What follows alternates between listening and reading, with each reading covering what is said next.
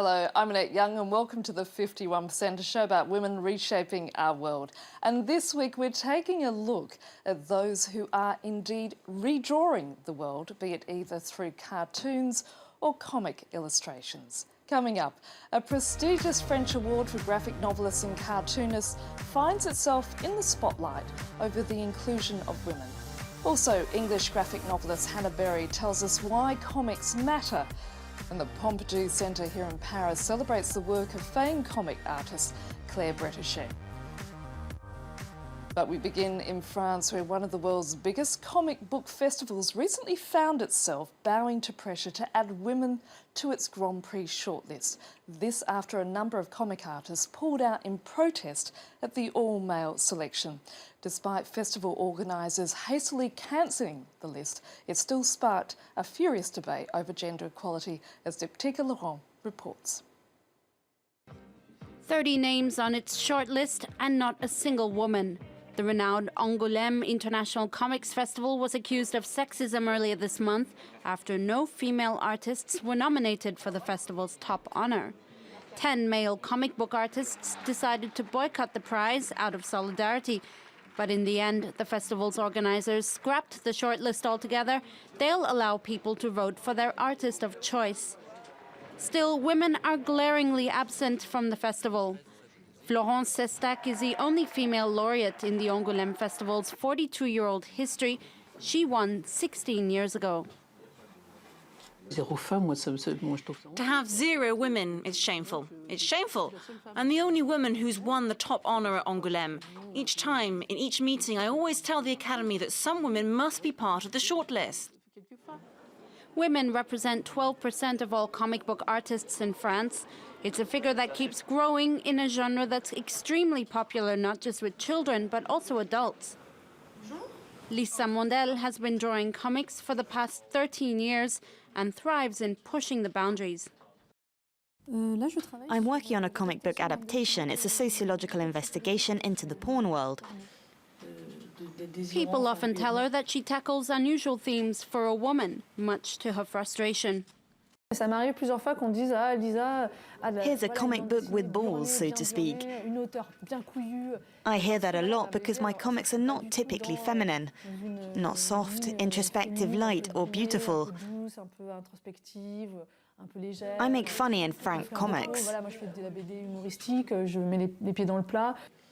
Mondel joined a collective last year called BD Égalité, which means equality in the comic world. It regroups 147 female artists who are all fighting against sexist clichés. Another artist, Pénélope Bagieux, is also part of the collective.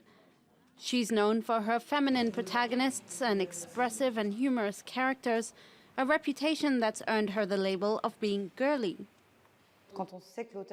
When we know that the author is a woman, people say it's a girly comic. But this word girl really, beyond a certain age, becomes ridiculous. Personally, I read a lot of comic books and cartoons, and I've never cared if it was written by a woman or a man. The name of her new comic blog is called Culotté, a French word meaning ballsy. She'll be telling the extraordinary stories of 25 women. The first portrait is that of Clémentine Delay, a baker who grew a beard as a bet with her husband and became a symbol of wartime France in the 1920s. Now, watching that report with me in the studio is Hannah Berry, an English graphic novelist who's published 2 novels, Britain and Brew Lightly and Adam Tyne. Thanks for being with us, Hannah. Thank you for having me. Is it any surprise to you that the Angoulême Festival would issue a list of nominees with no women on it? It's a surprise every single time this kind of thing happens. It takes me back every single time. I'd received the email from the festival of the list of nominees, and I'd chosen my 3, and I actually voted before I realised that there's something amiss on this list, and it just every single time this happens, it takes me by surprise because it's such a weird idea that there's no. That you'd have to look out for women. But in general, I mean, here in France, there's only around, I think, 12% of illustrators and graphic novelists who are women. Is that the case in the UK and elsewhere in the English-speaking world? No, I don't think it is. I mean, I work more in... there tends to be 2 distinct sides to comics. One is more sort of, I suppose, the produced side, like Marvel and DC. the more kind of some would say mainstream, I suppose, and then there's the other side, which is more kind of creator-owned, small press, independent, that kind of thing. And that's the side that I work in, and that side is easily 50-50. I mean, when I go to comic festivals and things in the UK, or when I buy graphic novels or comics in a comic shop, I mean, I'm not aware that there's a lack of women. I can look around and see that there are as many women as men. So how does being a woman impact the way that you illustrate or write? Not in any way at all. Not even slightly. It's such a weird idea. Yeah, not at all. I mean, when I was younger, I'd never picked up any books which were distinctly meant for male or female readers, and it seems strange to want to write for one or the other now. But Hannah, one of your comic strips talks about a woman using cosmetics, and it certainly is poking fun at the whole concept. Well, yeah, I'm not. I mean, I'm not especially feminine as a person. I'm happy to. I'm very happy to poke fun at, I suppose, masculinity and femininity, and in a nice way, in a gentle way. But it just doesn't. It doesn't really impact the way that I work or that I think. But one thing for certain is that adult comic books are very much revered here in France. That is not the case, is it, in the English-speaking world? Because no. Most of us tend to look at them as something for kids. Yeah, this happens quite a lot. Every time there's some graphic novel which is produced, which wins an award or is very notable or very critically acclaimed, there will always be a follow-up article in a newspaper saying, "Kapow, comics not just for kids anymore," every single time. And it's so disheartening. They haven't been for kids for so long. Hannah, I'm going to come back to you in a moment, but here in France, Claire Bretecher is the first French woman to successfully carve out a career for herself as a comic novelist. The 75-year-old's work is currently on display at the Pompidou Centre here in Paris, and Claire Williams and Layla Sally went to take a look. Claude has been reading comic books for as long as he can remember. He grew up with Claire Bretecher's drawings and has come to the Pompidou Centre for her exhibition. She had a way of communicating that was unique. A pioneer, Bretécher was the first woman to make it as a comic book artist in France. She just drew everyday life. She tried to uncover problems, and those very same problems still exist today. Her first heroine was Cellulite, plain-looking and eternally in search of Prince Charming. Cellulite appeared in the late 60s when female characters were usually damsels in distress or sexy warrior princesses. Then came Agrippine, the sulky teenager. The drawings asked the questions I'd been asking myself.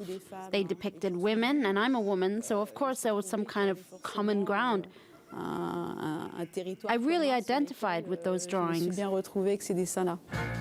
Bretécher was only 20 when she moved to Paris on her own. She turned down publishers when they didn't offer the right rates and started self-publishing. Independent in the masculine world of comic books, she had all the traits of a feminist of her time. You started doing comic strips and mostly drawing women when the feminist movement was going on. Did that have an impact? It probably did have an effect, but really I just found it easier to draw women. Anyway, I don't really know how to work with men. The curator of the exhibition says Bretécher is well aware of society's inequalities, but her feelings about the feminist movement have been ambiguous. She's never actively participated. She wasn't one to lecture. She wasn't into feminist theories either. She was just able to identify things and draw them in her funny way, with her own humour. When it comes to feminism, I'd say she was ambivalent. An artist, not an activist. For more than 50 years, she's been observing and drawing. But for fans, Bretécher's heroines haven't aged a day. Now watching that with me here in the studio is Hannah Berry, an English graphic artist. Hannah, do you think there will come a time where you and I will no longer have to sit in a studio where I'll be asking, why aren't there more women cartoonists, women comic novelists and so on? My God, I really hope so. I really hope so, because it's quite a ridiculous thing to be asking now, because it doesn't, working in comics, it's not an area where there's distinct, which is male dominated as somebody who's working there. It's just perceived as being this way. It's interesting that in the report that Chloe Bretecher didn't really get a foothold until she started self-publishing, because I think it's the same in the UK, where the biggest, the most vibrant and most diverse scene is the small press kind of independent scene, which has no real gatekeepers.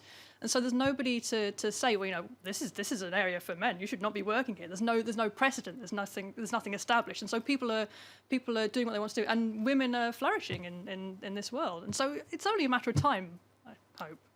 Okay, well, let's hope and let's pray. That's Hannah Berry. Thank you so much for being with us. And Hannah's work will be one of 100 artists exhibiting at Comics Creatrix, which is going to be Britain's largest ever exhibition of pioneering female comic artists. Now, the event will run from February 5th through to May 15 at the House of Illustration at Granary Square, King's Cross in London. And that's it for now. And if you'd like to comment on what you've just seen, you can head to our Facebook page. That's France 24, full stop, 51% hyphen France 24, or do send us a tweet at _51%. Thanks for your feedback so far, and please keep those comments coming in. We're going to leave you now with a collection of images by women cartoonists and comic artists. So until our next program, bye for now.